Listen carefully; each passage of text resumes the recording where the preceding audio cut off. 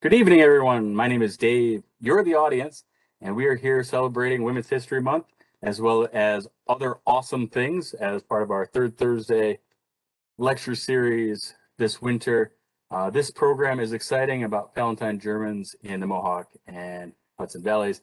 And you are not here to listen to me talk. You're here because Kathryn Weller is the Director of Education and Visitor Services for the New York State Museum in Albany. She holds a master's degree in museum studies with a focus on museum education from the Cooperstown Graduate Program. With almost 20 years of experience in the museum field and as an interpretive historian, Kathryn continues to explore the lives of those who lived in what is now upstate New York, including the Palatine German settlers. Through her master's thesis, From Meetinghouse to Church to Shrine, the evolution of the Mohawk Valley's Palatine churches, Kathryn has explored the built environment of Palatine German refugees and their descendants who settled in the Mohawk Valley during the 18th century. Kathryn has developed programming for a wide range of audience, from pre-K programming for underserved communities, school-based programs, to adult education experiences, multi-generational opportunities, and honestly, this is going to be a terrific program. So to the audience, I say, you are in complete luck here as we welcome Kathryn Weller. Well, thank you, David, and thank you everyone for having me tonight. I'm pretty excited about this topic, and I was hoping to emphasize the fact that my background and what I do now really is focused in cultural education. So this is definitely more of an educator's approach to the history of the Palatine German immigrants in the Mohawk River Valley, really looking at it through the lens of how to interpret this history for the public and looking at it from the perspective of interpretive historians. One of the reasons why I really appreciate taking this approach to the information is because there are so many different sources that have to come together to help tell the story, especially when you're looking at the experiences of women who were Palatine settlers in the Mohawk Valley, some of them becoming refugees, definitely all of them being impacted by war. Unfortunately, there's not as much as you would want in their own voice. And often the historical record very much favors telling the stories of the men who experienced this warfare and who impacted the development of the Mohawk River Valley, and often loses sight of the women that were side by side having those experiences, and often, especially during the war, were the ones that were really keeping things going and really impacting the war effort, both on their own behalfs, but also for their families. So by looking at it through a cultural educational lens, taking the community in mind, taking all of those different elements together, you can create as complete a picture as possible into both the lives and then also into the impact that the American Revolution had on women and those living in the Mohawk Valley and what happened afterwards. So I am giving a very brief history into the background of the Palatine refugees that came to New York. This is something that has had a good amount of research. These Palatine German refugees were really one of the first waves to come to America, and their experiences in New York also helped guarantee that they were one of the few waves of German immigrants that came to 7th or 18th century New York. So looking at the experiences, and one of the few things we have in their own words was this plea from Palatine Germans saying, "We the poor Palatines," and then looking at why they had to leave their homeland. Now, the Palatinate, and you can see in the bottom left side in the map, it's part of Germany today, but we had refugees coming from all over, and the Palatine label was something given to them that refugees very quickly adapted. And oftentimes you see the idea of the French as the enemy and the religious warfare going on. But we now know, looking back on some of the reasons why families immigrated to first England and then to America, is that there were a lot of factors going on. warfare was definitely an issue. Religious persecution was definitely an issue. But you also see economics coming into play, horrible winters really making famine, making agriculture very difficult. All of these things are happening. And what you find is that the people who end up leaving what is now considered the Palatine area of Germany aren't only from the Palatine German, they're also not all coming for those very obvious, again, the idea of religious persecution. They're not all coming for that purpose.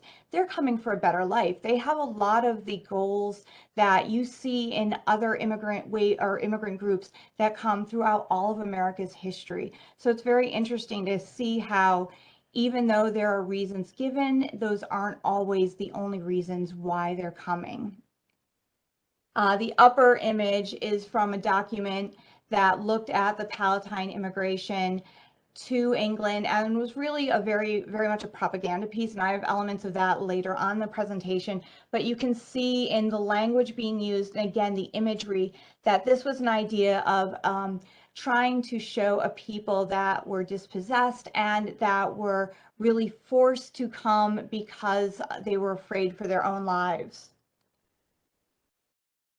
And another propaganda piece, this one from Daniel Defoe, talking about this. And in this, he quotes the 10,000 souls that were coming to England from the distressed Palatine, or that were the distressed Palatines.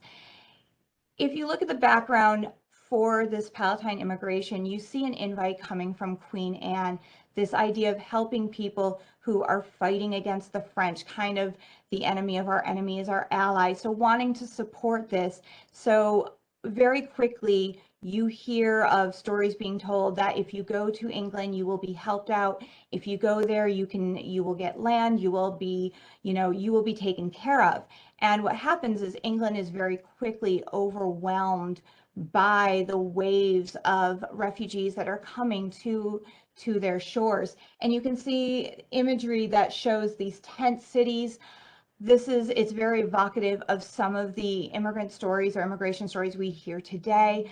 You also hear some of the complaints coming out of these immigrant communities where they're getting blamed for taking jobs away eventually. So the propaganda tries to remind people and tries to drum up support for these immigrants, saying they have been dispossessed, their homes have been burnt, and also showing them as pious people. So the state of the Palatines for 50 years past to this present time is one of those propaganda pieces. And you can see the lower left-hand side shows that refugee community, that city made of tents. Also the religious elements showing how the piety of the Palatines being in that church setting. And again, that reminder of why they're here on the right-hand side, showing the burning of their homes and communities.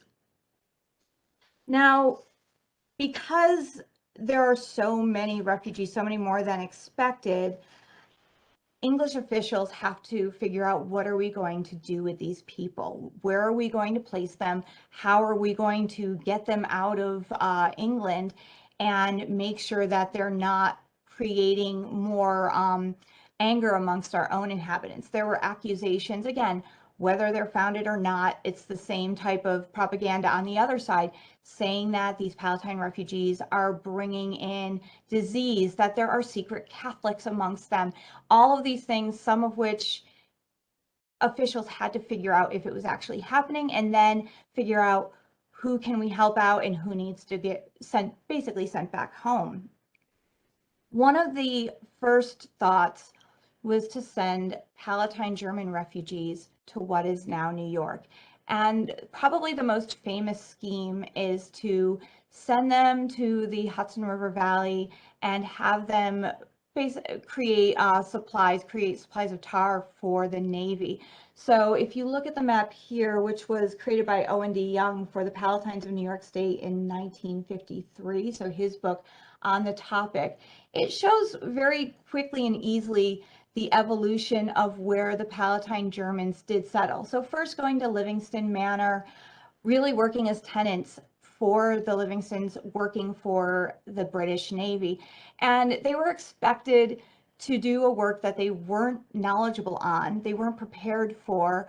Many of these people either were farmers or had their own professions, and there wasn't really a lot of thought put into it of how can their knowledge be brought to the table to support themselves. It was very much, we have this need, we have this place, let's bring them there. The situation at Livingston Manor really deteriorates pretty quickly, and you can hear it in the conversations back and forth saying they're refusing to work, they're not, you can see almost this purposeful slowdown. And it's not just because it was something that people did not want to do, but again, that lack of knowledge and experience. The situation becomes pretty dire, and a large number of Palatine German settlers end up moving to the Schoharie Valley. This unfortunately also becomes problematic after establishing land.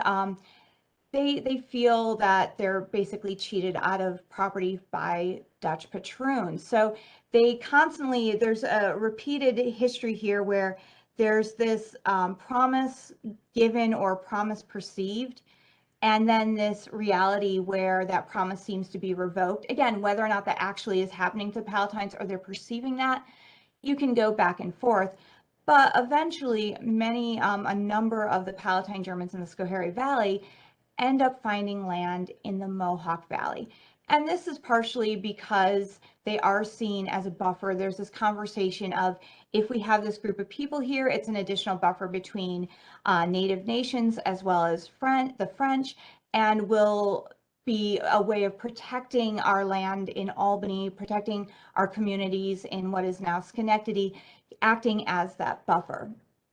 So this shows, again, it's a very simple map, but kind of shows the evolution, as well as those later Palatine German settlements that you eventually see along the Mohawk Valley. Stone Arabia, Palatine, these are areas that end up being settled by the mid-18th century. One of the descriptions that I loved is a nation which is neither French, nor English, nor Indian. And this sets the stage for what the world of the Palatine Germans in the Mohawk River Valley is going to look like. It is definitely something of the other. And you see this in the way people describe them. You also see it in the way they think of themselves. Palatine German settlers, the assimilation that you often talk about with immigrant communities coming into areas, definitely their isolated nature, but also I think a level of distrust. And you see authors talking about that, looking at the records.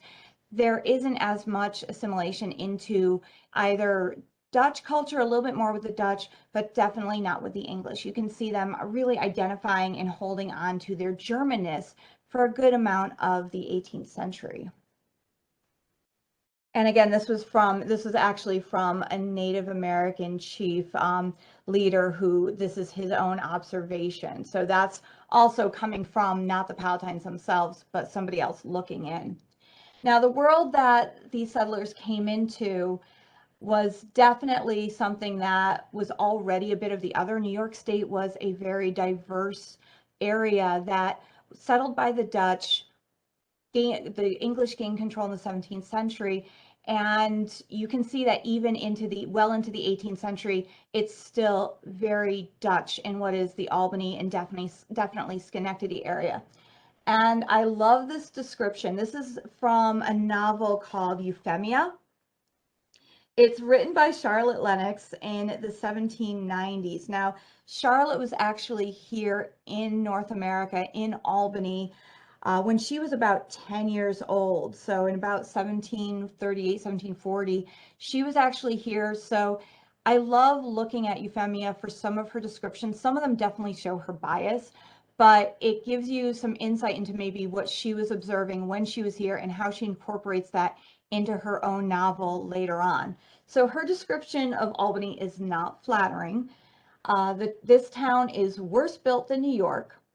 Few of the houses have an elegant appearance on the outside, but an excessive neatness reigns within. The language, the manners, the dress, all Dutch. if you look at Albany in the 18th century and even into the 19th century, you can see some of Charlotte Lennox's observations through Euphemia really vividly.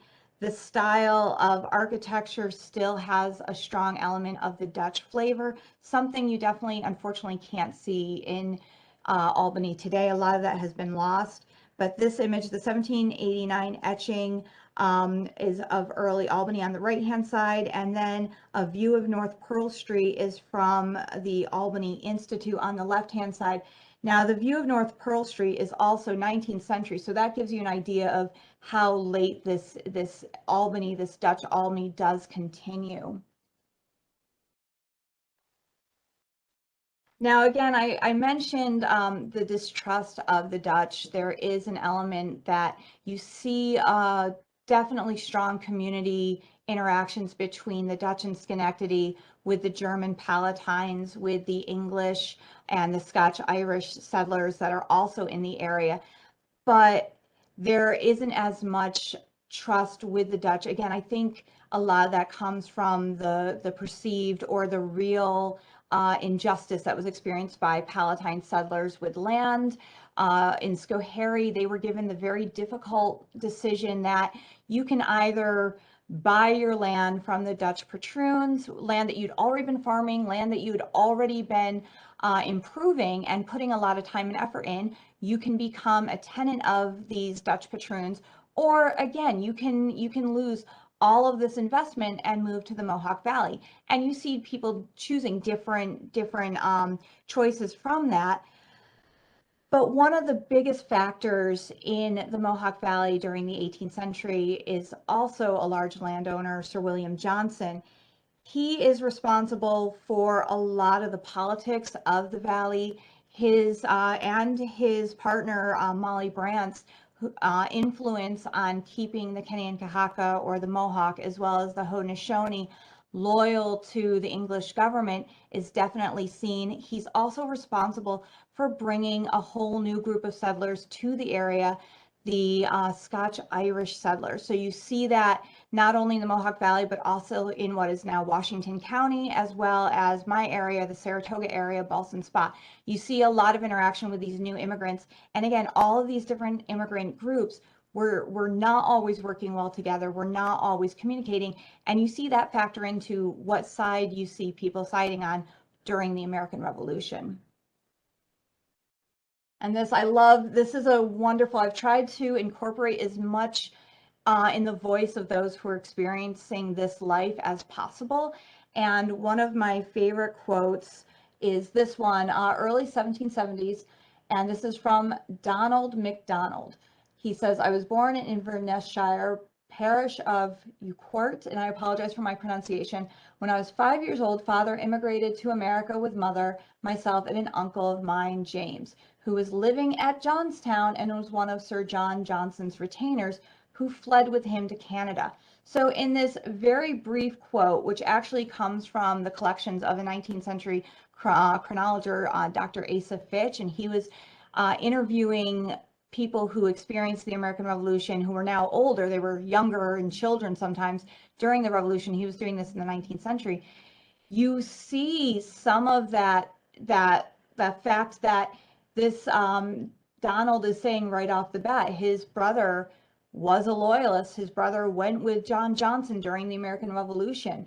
Also going further, I love the second part of this, where his uncle said that among the Dutch children, he lost the Gaelic tongue. So he lost his language and very quickly kind of assimilated into what that dominant culture was during their time there. And it also shows that relationship with Sir William Johnson, that his father, again, an immigrant coming in, went to Johnstown. That was his point of contact for trying to find land. And unfortunately, at the time, this was right around 1774 when Sir William Johnson was dying, but that was a known place to go to. So it shows that relationship and a community that the Palatine Germans would have been interacting with and would have been living side by side with. Probably the most important relationship, the most important community that Palatine German settlers were interacting with were the Kanankehá:ka. Again, we often describe them as the Mohawk Nation, but the Kanankehá:ka were really the dominant community in the Mohawk Valley at the time. Palatine Germans actually bought land from their Kanankehá:ka neighbors. There's a description from 1712 when they go to meet the Mohawks, and it says, by whom they were kindly received, and to whom they opened their miserable condition, and entreated them to give them permission to settle on the tract of land called Schoharie. So there is definitely evidence that the Palatines had good relationships with their Haudenosaunee and specifically Kanankehá:ka neighbors. They bought land from them. They even rented land from them. And there are descriptions of the effort to not only gain benefits from the Haudenosaunee communities and their neighbors, but also to interact with them as equals, which is something different you see when talking about other European-based communities coming into New York. A great example is the effort to have Palatine children learn the language, sometimes to the point of living and being adopted by community members in the Haudenosaunee community. So Conrad Weiser, who is a very well documented Palatine German, was actually adopted, learned the language, and used that ability and that knowledge to help be a diplomat, you have stories of Palatine Germans helping translate, being interpreters. This is something that became a very positive, complex, but definitely mutually beneficial relationship. Now, this is a 19th century, not historically accurate representation of a Kanankehá:ka village. But one of the things I did want to point out in this image is that although we're not seeing something that I would say is accurate, it does represent the fact that many of these communities you already saw Kanankehá:ka represent, or people living in homes that we would consider more European in style, often having a level of wealth that, again, Palatine German refugees, immigrants to the Mohawk Valley were happy to benefit from, and definitely saw as almost a paternalistic relationship. And this is described by Philip Otterness in the book, A Peculiar Mixture. He looks at the relationship between Palatine immigrants and Native Americans and shows the relationship between them very different, again, from the English or even the Dutch, how they saw their native nations that were around them. Definitely something where there was a level of respect from Palatine Germans that wasn't seen by other European settlers. It's also really important to point out that this was not just something that Palatine or boys in Palatine communities were pushed towards this. There's strong evidence that women would have had had knowledge of the language and had similar attitudes to the community. There are descriptions of Haudenosaunee and Palatine people going to church together, again, being neighbors together, and of women acting as traders, acting as kind of representatives and diplomats almost, as well as men. And again, this quote is in a petition from an Oneida leader. We are grown up together and we intend to live our lifetime together as brothers. So just something to kind of represent that relationship. It was complex, it was problematic, and you definitely see that in the American Revolution. A lot of this changes during the Revolution, but it is an interesting relationship to study, especially when compared to other European Native relationships during the 18th century. Now, another community that we really need to talk about with the Palatine Germans is those of especially enslaved people, but also free Black communities in New York. Now, Travis Bowman has been doing groundbreaking, brand new research into this and looking at the Palatine Germans really as almost a test study of how this, how enslavement in New York manifested and how it was, especially in comparison to other colonies. There's a misconception that you really don't see slavery in the North, and you don't see the enslavement of people at the same level in the North that you do in the South. A lot of this has been debunked. And again, even in the Palatine German communities who really did not have a knowledge of slavery in our North American context when they were in Germany, within a couple of generations, you can see that they are encountering enslaved people, they are enslaving people, and you can see how quickly it becomes a part of their society and their culture. Some of the things that Travis has looked into is the fact that German Palatines would have been working very closely with enslaved people. Again, either those that they enslaved or those that were enslaved by their neighbors. There would have been a very close connection with this. This was a very, slavery in New York, especially amongst the German Palatines, was very personal. Slavery in New York was also much more widespread than we want to think. It existed longer in New York than it did in many other southern states. New York City itself was the second largest enslaved, or had the second largest enslaved population in the 13 colonies when the Palatines arrived. So it was something they saw right when they arrived in New York. And the percentage of households that had enslaved people is much higher than what we would normally expect. And you can see this in this graph showing some of the percentages, showing some of the numbers throughout New York State. Again, Albany County is probably the closest to what we're looking at the Mohawk River Valley. But one of the women that I love talking about, Sarah Cass McGinnis, she is a loyalist during the American Revolution, a Palatine German woman. She enslaves 6 people at the beginning of the American Revolution. Again, considered a wealthy woman at the time. One part of her wealth was the enslavement of other people. And this image, again, during the presentation, there'll be some images of historical interpreters or interpretive historians trying to demonstrate some of the work, some of the lifestyle that we think of or when we're researching Palatine Germans. But on the right-hand side is a sign from the Schoharie Valley, a sign for the Tavern of John Lawyer. And the man in the left-hand side is a man that was enslaved by John Lawyer named Tom. The quote I found described him as, or gave his name as Fiddler Tom, and you can see the descriptive in the image. It's one of the only images that I know of someone enslaved by people of Palatine descent.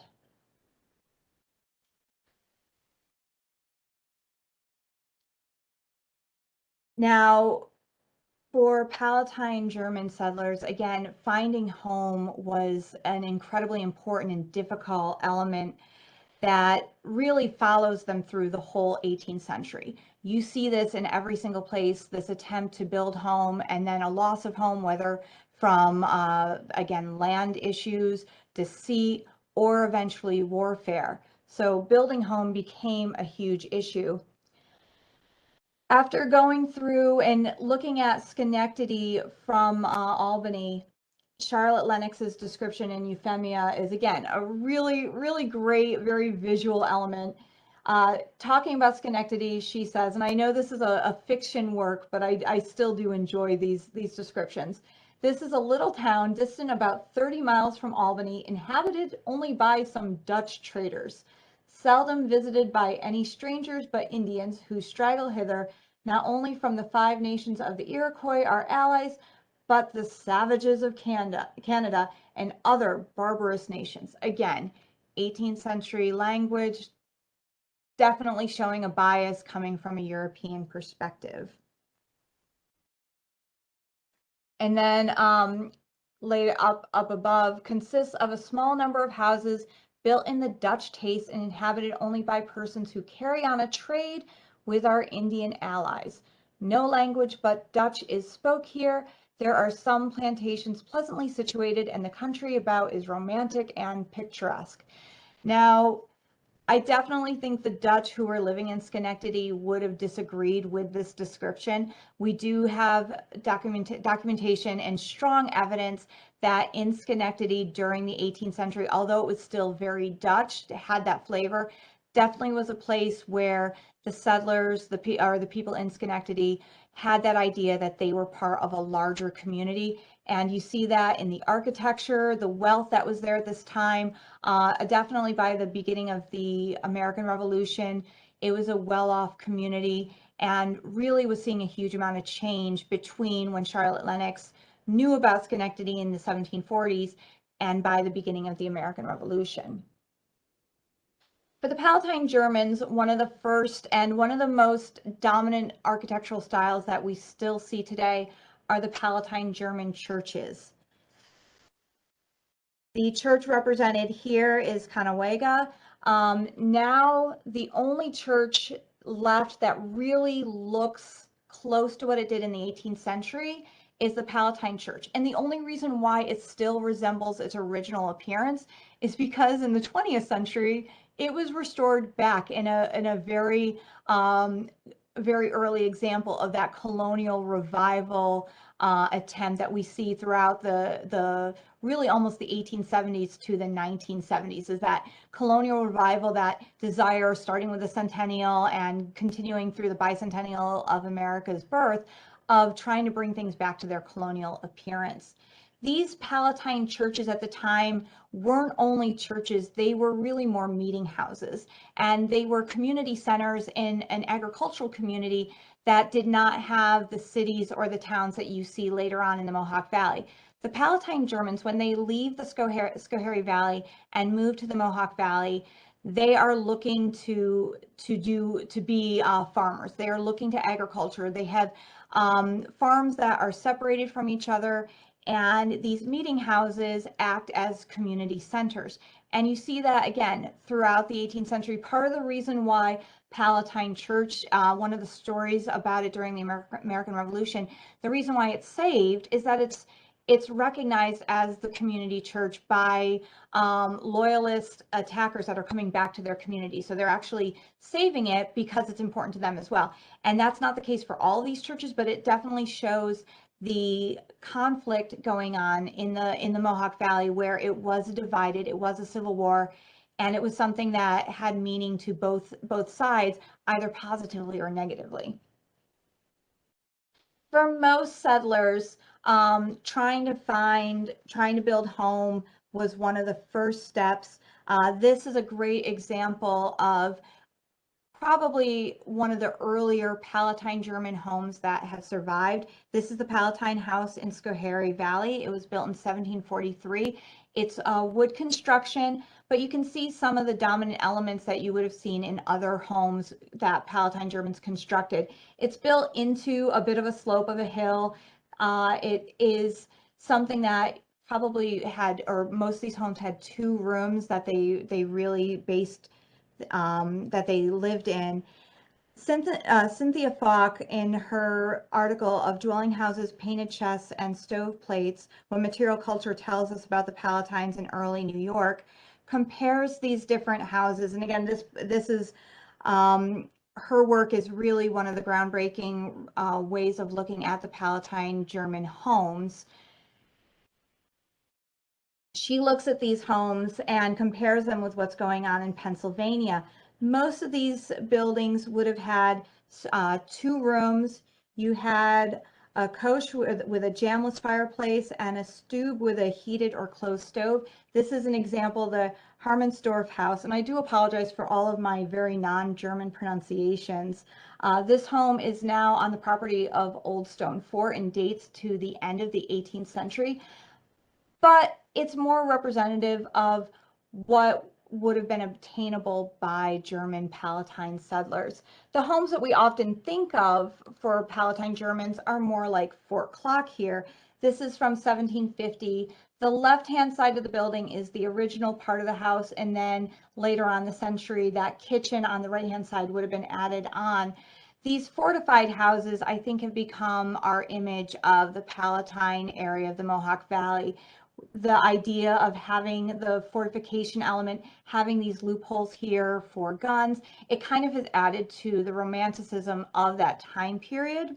But again, those wood frame houses, which unfortunately haven't lasted as long, are probably more realistic.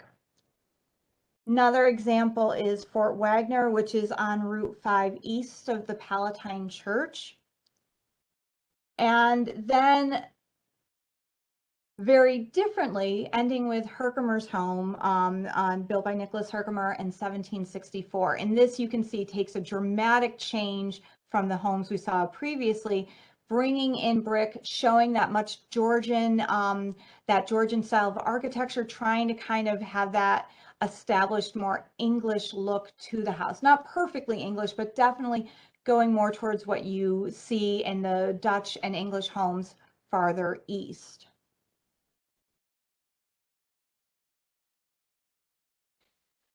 Now, again, that provides a context and a foundation for the experiences or for the world that German Palatine women lived in. These, and I love this. Timothy Dwight is a bit of a, he's a little stuck up. He's a little bit of a snob. He shows some of the bias that I think you saw in many from New England and more English society, looking at German Palatines as well as other communities as the other. He came through, he was the president of Yale, and he came through around 1800, so slightly after the American Revolution. And his description is relatively accurate, but also again through that bias. Their distance from other settlements prevented them also from all those benefits of knowledge and improvement which are derived from civilized society. The settlers themselves were extremely ignorant. Their children became, if possible, more and more ignorant, for they were destitute for a long time even of the means of a parochial education. Their own language they spoke with increasing imperfection, and the English they scarcely spoke at all. Now, the fact that the German Palatines were not jumping to try and make themselves more English does have something to do with the fact that they are geographically isolated, but there's also that question of, did they want to become English? You see in other communities, the Huguenots farther south along the Hudson River Valley, you see a similar similar issue where they hold on to their French language and then they learn Dutch because that's going to be useful to them. There's less of an emphasis on learning English. For the German Palatines, that seems to be similar. You have that effort to make sure that their children can speak the language of the Haudenosaunee living around them. They want to have that. So they're definitely being educated, but they're not educating in a way that at least Timothy Dwight appreciates and recognizes as beneficial. German Palatine settlers also were maintaining and slightly changing their German material culture, just like their homes were still German, if not German American. They're also bringing their own culture to the community. This is an amazing textile bed sheet that was discovered relatively recently. It's believed to be dating to the 18th century. It's from the Petrie family, and you'll see that name and through a few other material culture items. It was found under a set of stairs in a Mohawk Valley home, so there's still research that's happening, but you can see the very strong German elements in this textile. It's pretty amazing to see in person. It's part of the Herkimer Home Collections, Herkimer State Historic Site. And again, it was on display a few years ago, but I believe it's now undergoing conservation.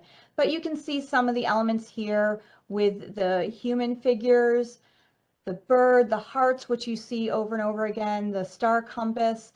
A lot of these things you see in other elements of German art, and it just has that great feel and it's just a great visual item. I love it.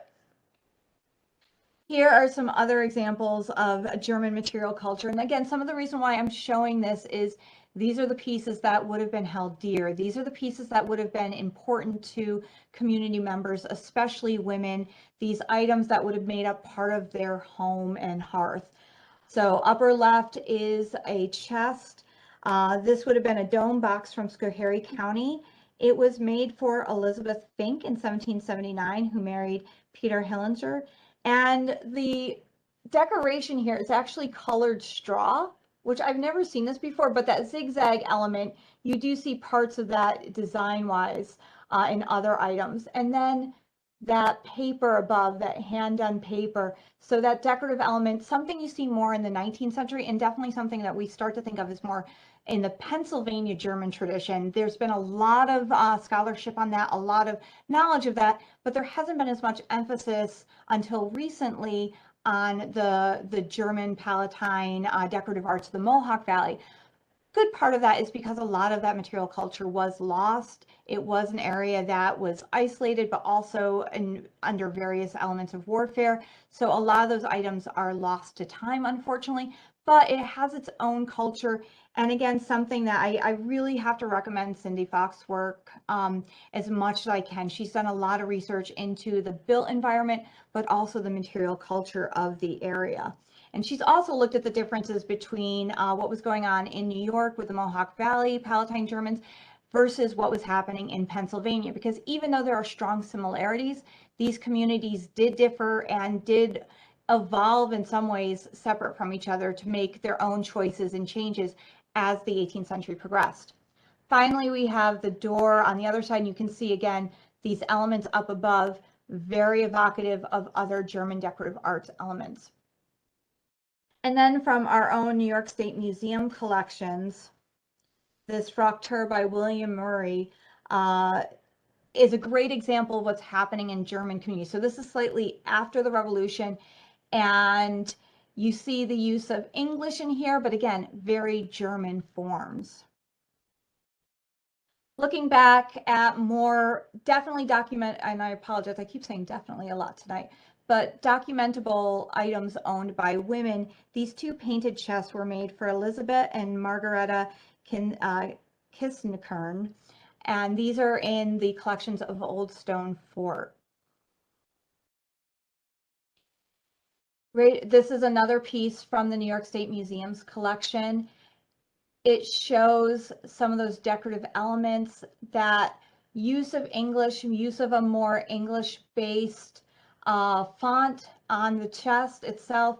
One of the things that Cindy Fox has also looked into is the fact that you see a lot more use of initials in New York trunks as opposed to Pennsylvania. So you see kind of that mixture, that acceptance and knowledge and understanding with Palatine Germans, that you have other communities represented. You're not living in complete isolation of, you're not living with only Germans. You have all these other very different settlers living here with their own backgrounds, and you want to make sure that that knowledge is still sent forward. So you're not going to have things be completely in German. And finally, going back to the John Lawyer Tavern sign, this is a great example also to kind of give a quick snapshot. It is slightly post-American Revolution, but it gives some insight into possible clothing choices of the Palatine Germans. This is a big topic for debate. I've had conversations with many people about what would the clothing choices have been for Palatine German women. You see in New England and in much of the English anglicized based colonies, the gown is the typical type of clothing, and that's for all levels of society. A gown didn't mean what it means today. It's just a style of clothing. It could be fancy, it could be simple, it depending on what's made out of and the trims used. But in German societies, you're seeing more of these bed gowns, short gowns. I'm not sure 100%. There's a lot of different descriptives for them, but you can see these items that don't seem to be a full gown all the way down. Is this fitted? Is it a jacket? There's a lot of debate and conversation about that still, but it shows a more German approach to clothing than the English approach. And the illustration was done by Rufus Grider in the 19th century, late 19th century, but another person in the 19th century who's trying to document what he saw as a disappearing culture and wanting to share that and save that. Oftentimes, unlike Asa Fitch, who was able to interview people who had lived during the American Revolution, Rufus Grider is interviewing often their children or grandchildren. So it's a few steps away, but it shows that effort to still document what was going on in these communities and as much of the material, culture, and built environment as he could. And again, just another detail, you can see the image of Tom here on the left-hand side, and then some of the clothing choices here, the shorter jackets by the men, shorter coats, and then those, are they bedgowns? Are they short gowns? Are they jackets worn by women? Not sure.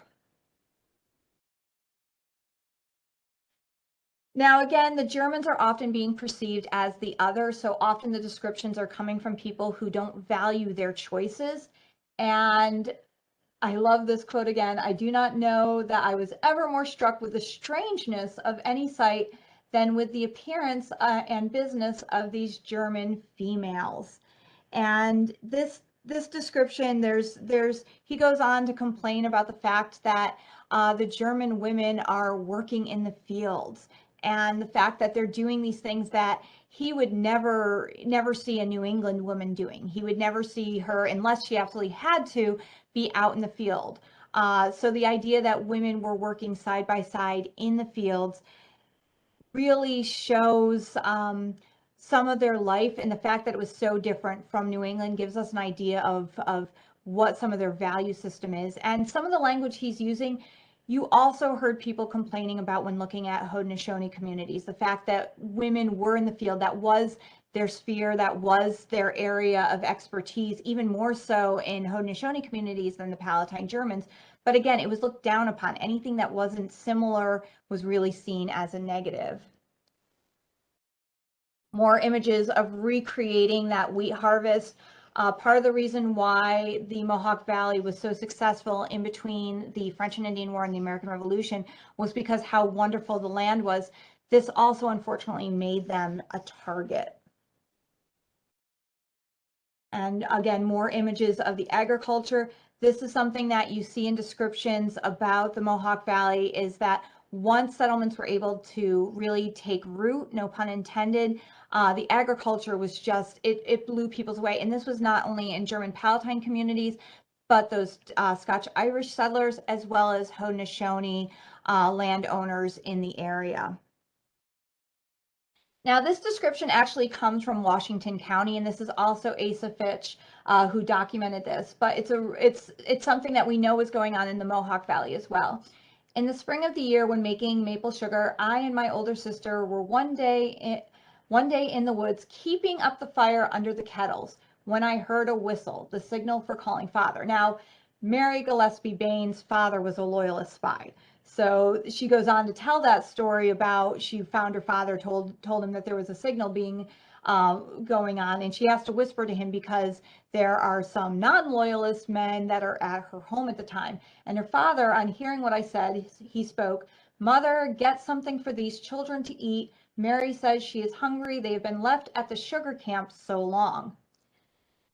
So maple sugar, another thing, all of these elements that women would have been, and children as well, making and harvesting and bringing to literally to the table here. On the left-hand side, this is a maple sugar mold that's attributed to Palatine Germans from Fulton County.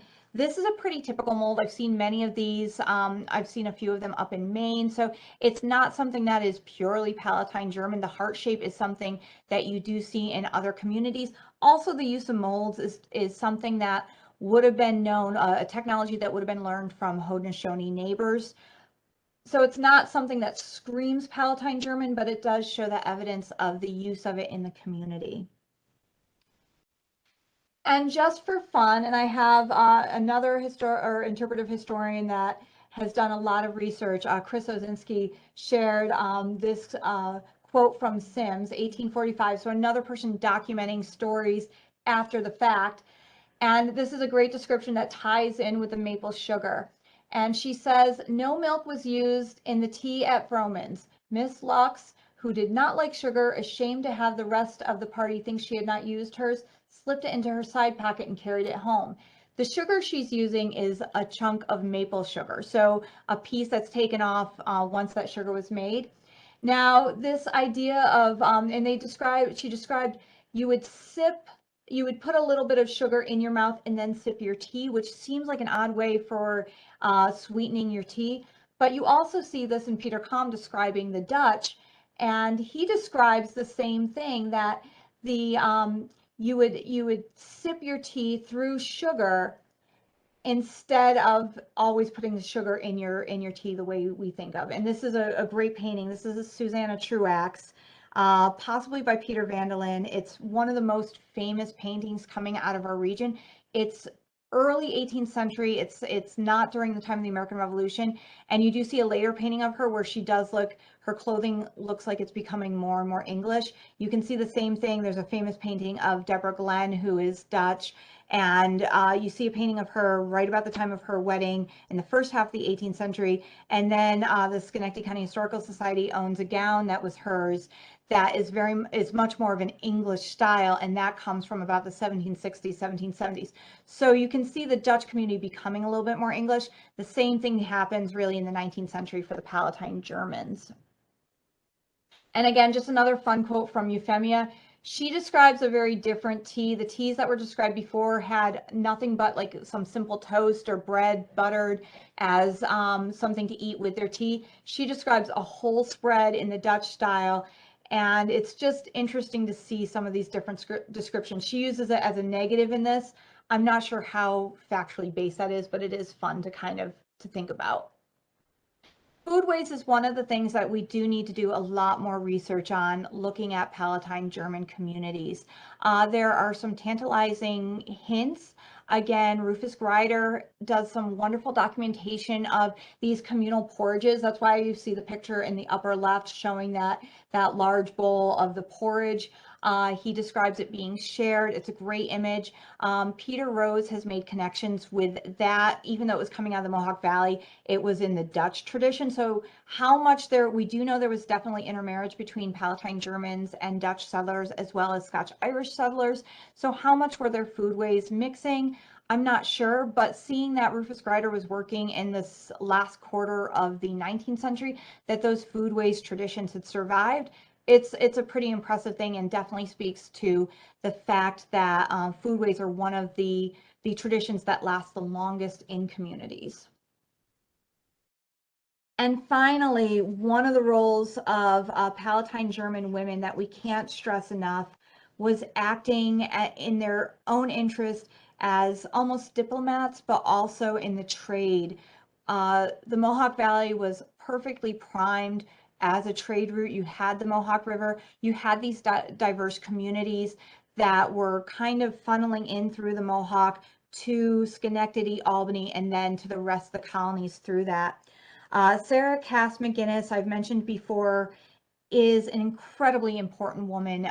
Before and during the American Revolution, her family found it very important for her to speak the Mohawk language. So she is one of those people that learns the language. She marries an Irish immigrant, Timothy McGinnis. He worked for Sir William Johnson. He fought with Sir William Johnson during the French and Indian War. He actually dies. Sarah continues his work, or their work, I should say, as a trader. She is very prosperous at the time of the American Revolution. She is a loyalist. She sides with the loyalist cause. She is right up there with Molly Brant with advocating for the British cause. She's very active and will tell, as records say, complain about sometimes, she will tell anybody who will listen to her to side with the British cause.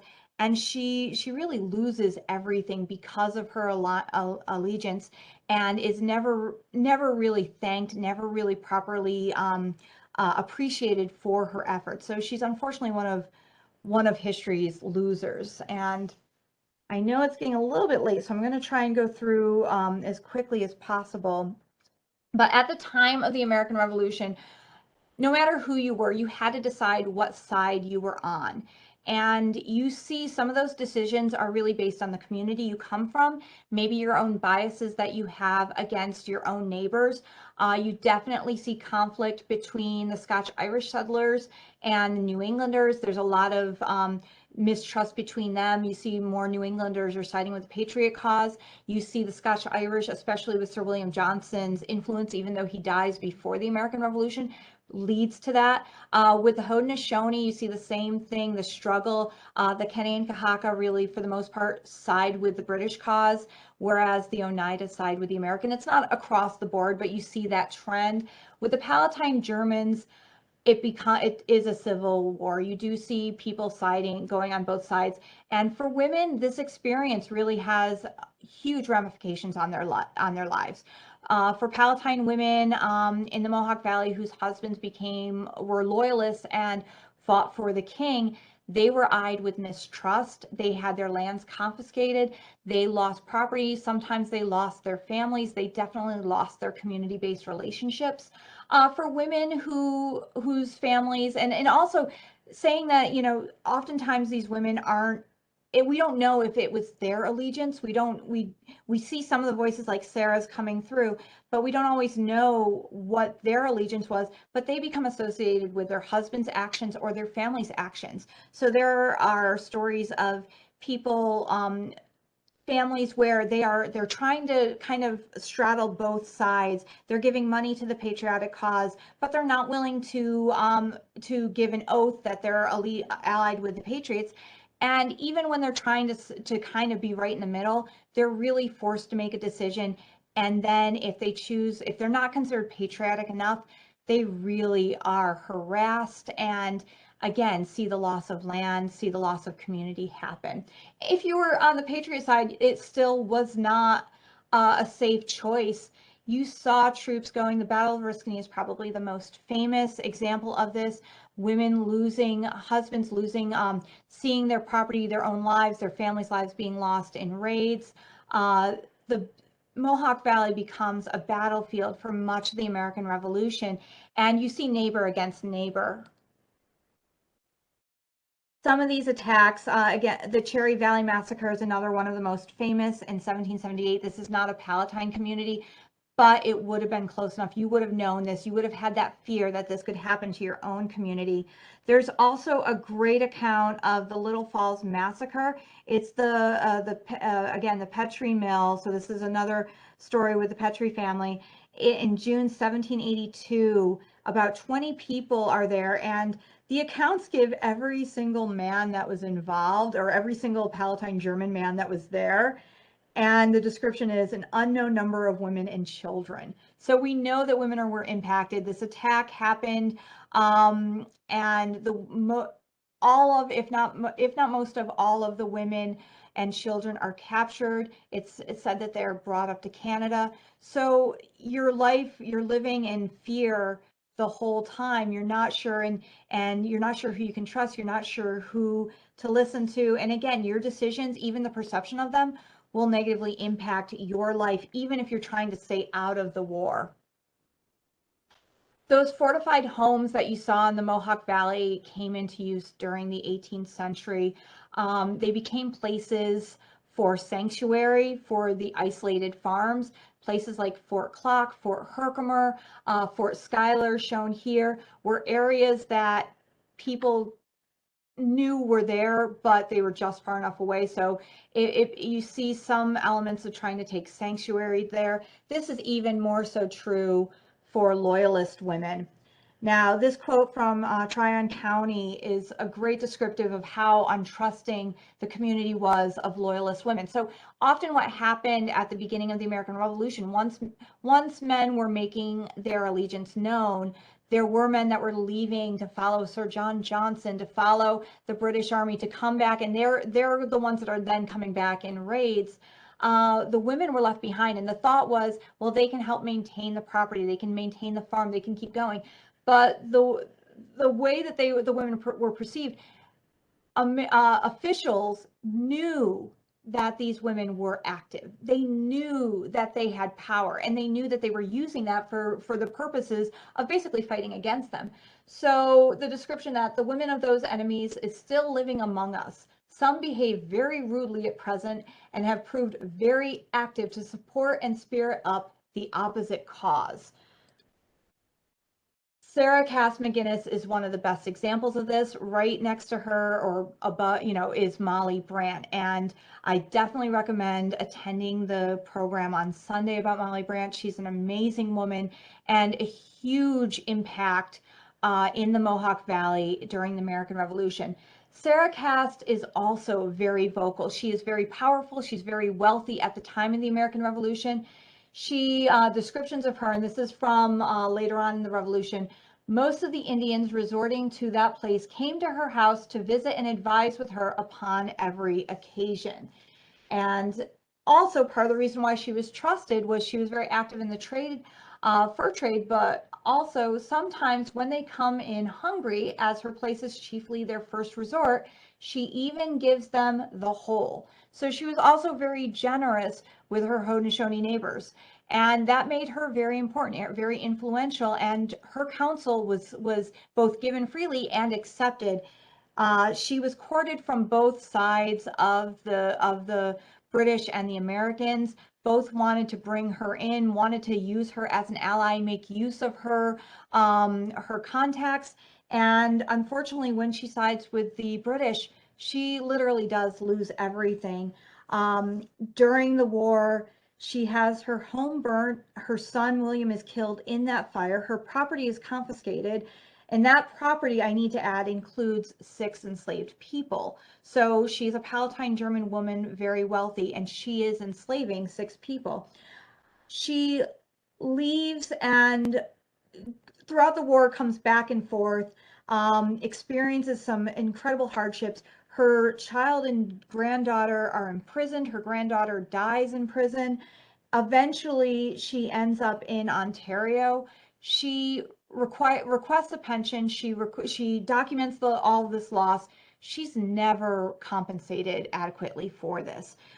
If she was a man, she would have been able to fight for this, but because she was a woman, she really lost a lot of her power and a lot of her voice, even though she was such an influential person. A really great resource for looking at Loyalist women experiences in general, but specifically it's wonderful for the Mohawk Valley, is Janice Potter McKinnon, and she wrote While Women Only Wept. This is from the perspective of the Loyalists, which is something that we often lose when looking at the Mohawk Valley. And it's important to recognize that this experience was a civil war. It wasn't a bunch of patriots fighting against evil British troops. It was definitely something very personal, and people were making decisions that they were hoping would be what was going to be best for them and their families, and then really experiencing hardship based on those decisions.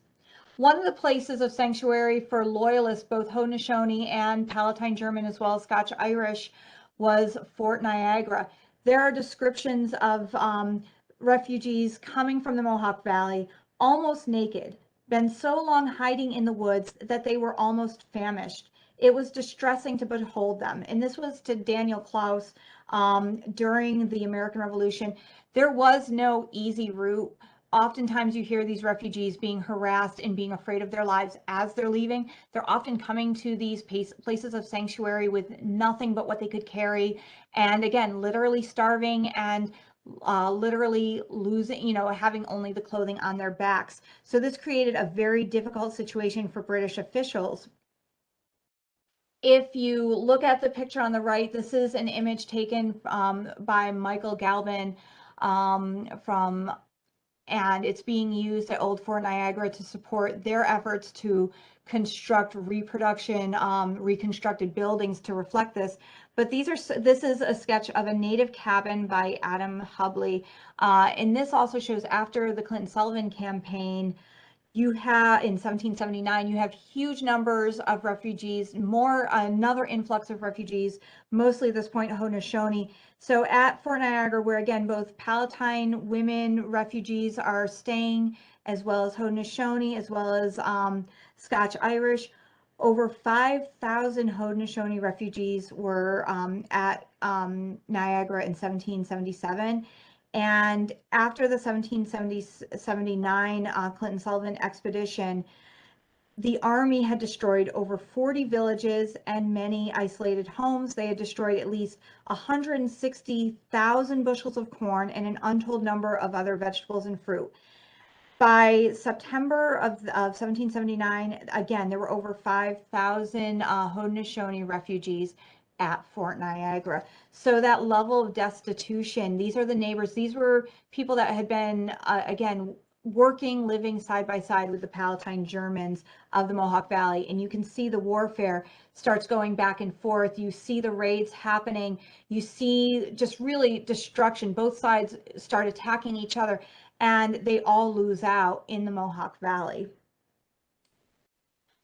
This, for many of the Palatine German refugees who decided to become, who were loyalists during the American Revolution, their journey continues. They often lost their homes in the Mohawk Valley. Many of them ended in settlements in Ontario. This is one of the best images of these refugee communities before settlement takes place. This is an encampment of the Loyalists at Johnstown on the banks of the River St. Lawrence in Canada, 1784. And this is by James Peachy. By 1784, British officials reported that there were 3,463 Loyalists settled in townships along the St. Lawrence River and the eastern end of Lake Ontario. So many of the founding fathers and mothers of Canada were actually the Loyalists who left the Mohawk Valley. And so you see that continuation of the Palatine German experience. For those who did stay, it still was a bittersweet victory, if you can even call it a victory.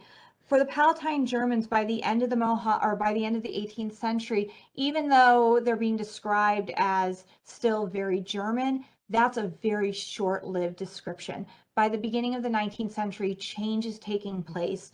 Some of this for things right from what we're learning about at Schoharie Crossing, the Erie Canal brings huge numbers of settlers. It dramatically changes the settlement patterns of the Mohawk Valley. Those isolated farms and the meeting houses as community centers give way to proper towns. Industry comes into the valley, and the Germans both lose a strong element of their Germanness, and their children are also actively trying to remove that German aspect of them. So the language begins to disappear. The homes, the settlements, the communities all really change. And going back to my master's thesis, you can see this in the evolution of the Palatine German churches. It's at the end or at the beginning of the 19th century that all of a sudden these churches have been around for a couple generations now, but they are now considered uncomfortable. They are described as religion is in a low state, and there's a push to make them more church-like, so moving away from Meetinghouse to being more of that Americanized church in that last attempt to become more part of the community. So the loss of the German language in the church service. And I think it's representative of kind of the evolution of the German Palatines in the Mohawk Valley from before the Revolution until after. So that was a very long description. Thank you everybody who was able to stay for the whole presentation, and I will stop sharing, and if there's any questions, I'm happy to answer them to the best of my ability.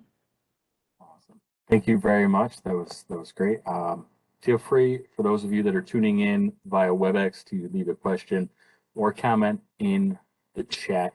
I'm gonna make a couple. I always take a little notes on these things, and I love that you start off with this great parallel, kind of combining the immigration of the 18th century, particularly the early 18th century, with something in context of today.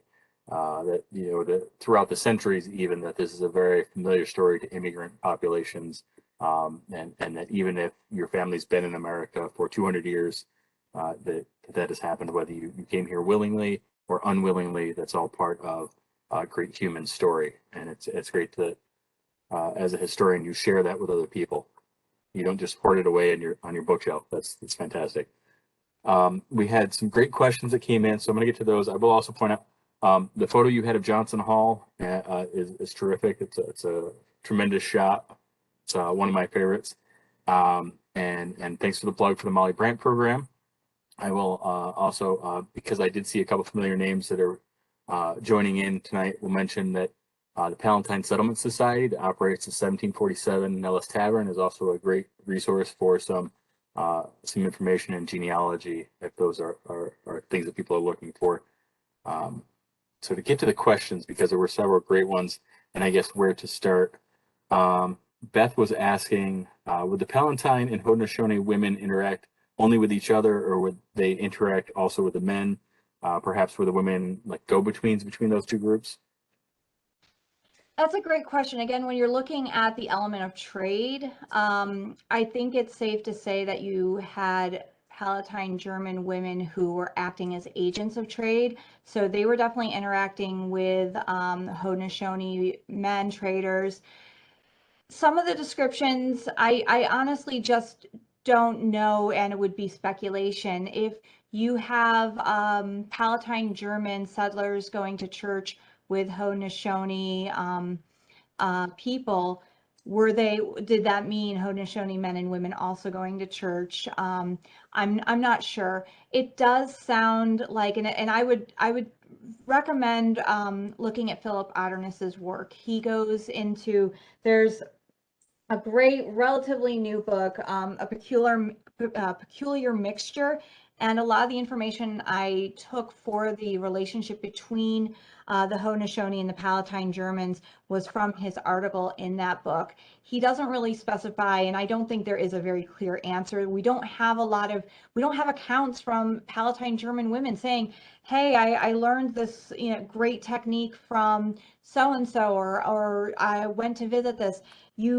A lot of that information is lost. I'm not sure if it was originally there and it was lost because of so much warfare, so much destruction, or if it was something that wasn't recorded because it was an everyday occurrence. So that's the other thing, is that often what's recorded is what people think is novel, what people think is weird, what people think, again, both good or bad, it's different. You can see with some of the descriptions here, they're being described this way because people think it's weird. So I don't know for sure. With Sarah McGinnis, you see her acting that way, and she is a really wonderful example, probably a standout example. So I don't want to make her the norm either. But you see her interacting with Haudenosaunee traders. Those were probably men, but there was probably some interaction with women as well. Great. And I'm going to combine two of the questions kind of together here. You've mentioned a few different folks. There was a Cindy, I'm blanking the last name right now. It was asked for the spelling or what Cindy's name would be. There's a resource, but somebody's also asking if you have some level of a bibliography or some sort of other form that you'd be able to at some point, if somebody reached out to you, that you'd be willing to share. I'm more than happy to share my sources. Part of cultural education is this idea and importance of this is for a public audience. I really appreciate that comment that we're not just putting this in a book and putting it on a shelf. That's an incredibly important way of disseminating information. It's something that I definitely enjoy and learn from.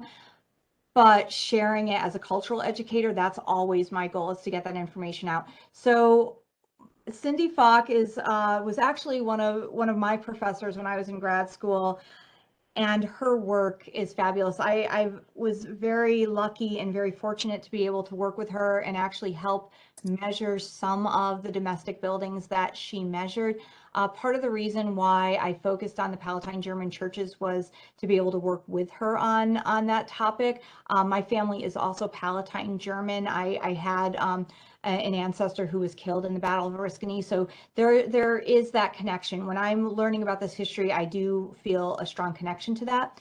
So Cindy Falk, her article of dwelling houses, painted chests, and stoveplates is also in that A Peculiar Mixture.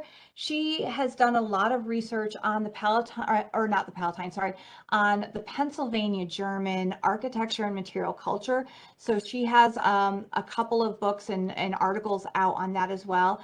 So I would recommend her work, and I really appreciate the fact that she's one of the historians, again, with Philip Otterness, one of the people who is focusing, has knowledge of what was going on in Pennsylvania, but is focusing on the New York German experience. Because it is different, there are similarities, but you do see, as you start studying them, you do see the differences between the two. And I put a link up for those that are participating on WebEx, and I'll put it in for the YouTube as well. I'll link to the New York State Museum's website that they could a few short quick search or a few short clicks, and they can find your contact information on that website and send you an email. So there's a question here that I thought was pretty good from Beth about if the women would be able to own property separate from their husbands. That's a great question. And you see with Sarah McGinnis that she becomes very wealthy, but it's because she's a widow. She's able to own that land in her own right. Land ownership in the 18th century is very complex. It changes from the Dutch system in the 17th century, where women are able to own more land in their own right. Land ownership for women in the English system just stinks. It really does. And it's one of the pushes for the women's rights movement of the early 19th century. It really starts out with this idea that, and it's kind of self-serving for men, that if you inherit land from your family, from your father, and then marry someone who is not going to be careful with it, that inheritance can be lost, can be squandered.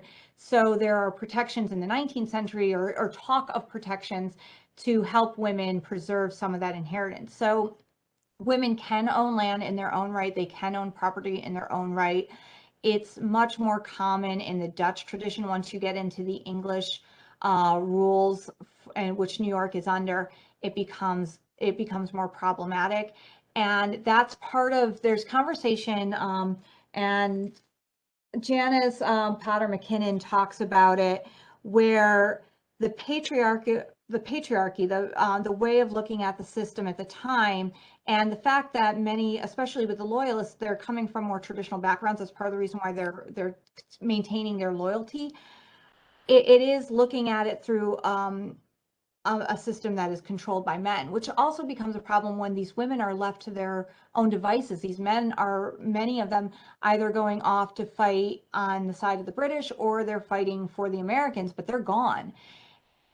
The women are now put into place, and yes, I'm sure there's a lot of emphasis they had beforehand, but now they're trying to officially make their voices heard and working on behalf of their families. And sometimes you get these great letters. There's a wonderful letter, and I can't remember who it was, but he's writing back to his wife. So he's in Canada. He's off in Canada.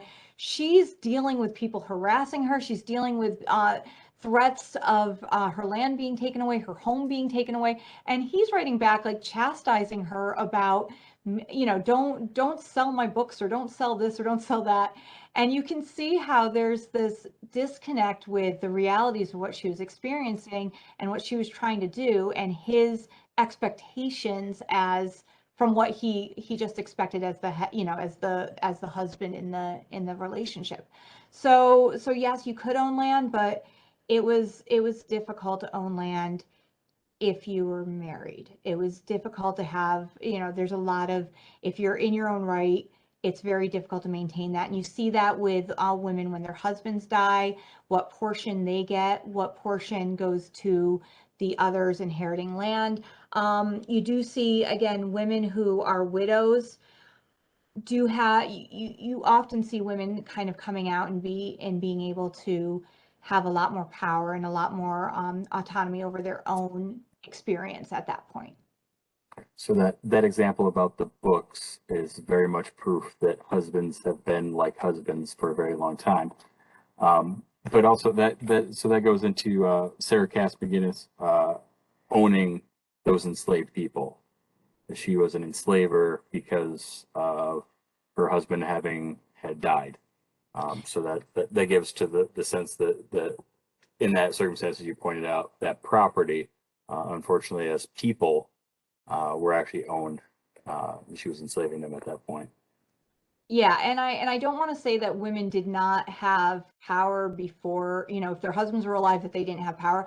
I think their role and their voice becomes more visible, is more, you hear it once that, you know, because under the English system, once you marry, there's only one politically recognized or legally recognized head of the family. So it's not that women's voices are taken away because they're, you know, they are, I mean, it's because legally you're recognizing one person as the family body, and it's not the woman. So legally you don't see as much of their voice, or you don't hear as much of their voice until they become the legal head, which often means that the husband, the man, has to be not in the picture. So I'm gonna ask actually if you could share the PowerPoint slides again. There's a question about one of them, but while if you could bring that up, answer also the separate question about the Truax painting. There's a question as to where that would be held, which collection, whose collection that's in. Oh, that's a great question. Hold on, let me find Susanna Truax. I should know this off the top of my head, to be quite honest. Oh, I don't have it on here. I can get that pretty easily. I know that Deborah Glenn is at Williamsburg. I can't remember where Susanna Truax is. So, but I can get that information very quickly. Or honestly, I'm sure there's somebody that it's one of the most famous paintings of Dutch New York. So I can get that pretty easily. Yeah, And and I apologize for not citing that. if you check out the New York State Museum's website, there's contact information on there with a few short clicks, or you could reach out to me at Schoharie Crossing State Historic Site. That's Schoharie Crossing at parks.ny.gov, and I can kind of pass along your inquiry. On the matter of the slides, Tina asked that you revisit the slide that has a section, the New York colonial enslaved map with the statistics. Would you like me to share the slides again? Would that be helpful? Yeah, if you could pull that slide back up. She's looking to see that slide again, and there is actually a question that comes from Chris that could probably pair really well into that slide about the enslaved people that were enslaved by Palatine Germans, if they were treated very much like the Dutch or English would have treated them, based either conditions, if they'd be sold, split up in their families, etc. If the treatment was very similar to their Dutch and English neighbors. Yes, and again, all of this research is from Travis Bowman. This is not my original research. He's done some very difficult but very necessary work looking into this.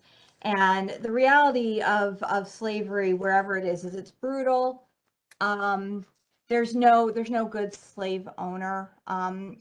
You're forcing people are in bondage, and it is a complex but not not positive relationship in any way, whether or not it's German Palatine, whether or not it's Dutch, whether or not it's English, whether or not it's North or South. It's very personal, and if you are enslaved, your experiences, your life are in the hands of somebody else, and you have very little say over it. There are examples in New York of the brutality of slavery. In the collections of the New York State Museum, it's late 18th, early 19th century. There is a brass collar, and it has the name Glenn right on the front of it. That's a collar that was meant to either represent, I'm not sure if it was going to be put on somebody or if it was meant to be a deterrent, or what its purpose was. I'm not going to speculate on it, but it is intended to be a collar for a human, for an enslaved person. From that family, and from many families, we have records of advertisements for people who have self-emancipated themselves, who have fled from their enslavers. So we know that's happening in New York State. We know that there are situations that people are escaping from. So I can't say that, well, yeah, in Palatine German homes, it was better than Dutch. It doesn't work like that. It is very personal. For Palatine German people and for many of the rural farmers, they were living in close proximity to those that they enslaved. They were often, it might be smaller numbers of enslaved people, but again, working side by side. That doesn't mean it was a better or a more equal experience. It just means that it was very widespread, and many people, if your family was not enslaving somebody, you had a neighbor that was enslaving someone, you knew someone that was enslaving someone. So it was something that was definitely a known thing in the community and was a regular part of society. It's also something, it's very interesting to look at German Palatines who, at the beginning of the 18th century, they come into New York with very little knowledge of the idea of enslavement in this respect. You can argue different levels or what people's impressions of, you can argue that all over the place.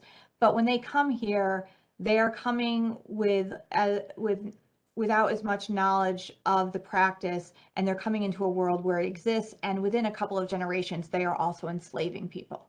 So it's a necessary thing to study. I'm hoping that we'll have more research on it. It's something that I don't think we've talked about a lot in the past, and there are a lot of misconceptions, again, about New York as a northern colony and New York in its own right, either being a place where slavery was not as prevalent or didn't exist, or the misconception and belief that slavery in the North was somehow kinder or better than slavery in the South, and none of those things are true. Right, right. And did you try sharing that screen for that? Oh, did it share? Did it not share? No, it didn't come up, at least for me. I'm so sorry. I'm sitting here talking and I didn't hit the share. I was really into what you There were we saying, go. so I didn't want to interrupt that. Thank you. And Sorry about that. there was another question that kind of ties into this. If you happen to know if there were any free Black communities in the Mohawk Valley or other individuals, I'm assuming that there was to some extent individuals in the Mohawk Valley, but if there was free Black communities.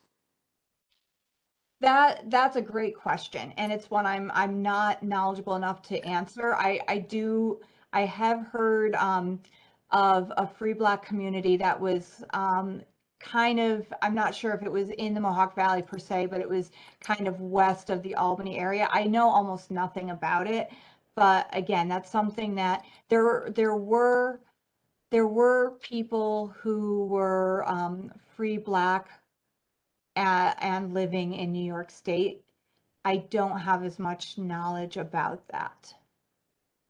And if anybody ever happens, if Travis gets up to do presentation work that you saw him speak at Johnson Hall State Historic Site a few years ago, and have otherwise had conversations, and he takes that out and shares it with other people at some point. For those of you that are participating, joining in, if you see that come up someplace, it is well worth making a trip or tuning in for. It's a tremendous presentation, well researched, great information, and I highly recommend it.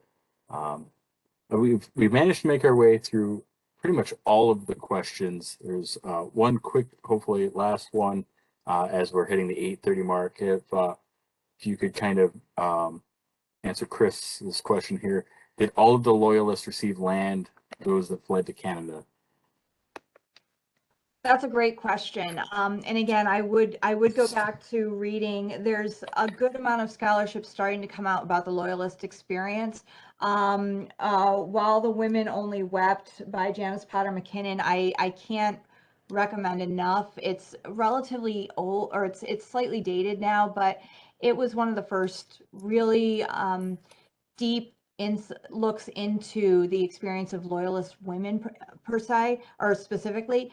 And the answer is yes, Loyalists were able to receive something.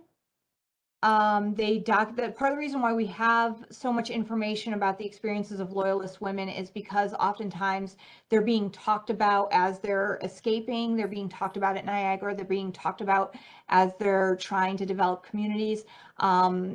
And also there are records of people advocating for them or them advocating for themselves, or men, in families advocating for themselves, describing what was lost, describing their support of the British government, describing their support of the king, and then also describing how they were persecuted for that. So there are accounts. I don't know across the board if it was fair. I don't know if across the board, I know many people did not receive what they think they deserved or what they lost. Sarah McGinnis is a perfect example of that, where she is a huge force for the king, for the British, in the Mohawk Valley. She is very instrumental. She's very influential, and she loses everything, and she really does not receive anything. She ends up, I think, when she dies, she's living with her son or grandson. So she really, there's a great quote, and I didn't say it in the presentation. It's basically, it's someone trying to advocate for her, and they describe that she and her daughter are living by their needle. So you have this woman who had an incredible amount of wealth. I think she had over 60 acres when at the beginning of the American Revolution. She has a well-established house, and by the end, she has lost everything, and she and her daughter are sewing to try to make enough money to live. So yes, most, people did get something. I don't think any of these loyalist refugees would have said that they received any fraction of what they lost. So I want to thank you very much. And that kind of ties it all back to where you kind of started with the idea of the developing of communities, the fact that these immigrants, particularly the women, being involved in having to build and then rebuild their communities, their homes and their hearths repeatedly during this period of time, not only in Europe, but as they came into colonial New York and then even after the revolution. So I want to thank everybody that tuned in this evening, and the wonderful questions that came in. I recognize some names, and there's also plenty of names of people that I haven't seen tune in for our programs before. So that's a testament to your draw, Kathryn. So thank you so much for being here. I enjoyed this. I learned some things, and I really appreciate you sharing with us tonight. Well, thank you everyone for having me. It was a joy. And thank you for letting me share or help share this history. And I hope that it creates more interest and we get more research. So thank you. Thank you all. Be safe, be well.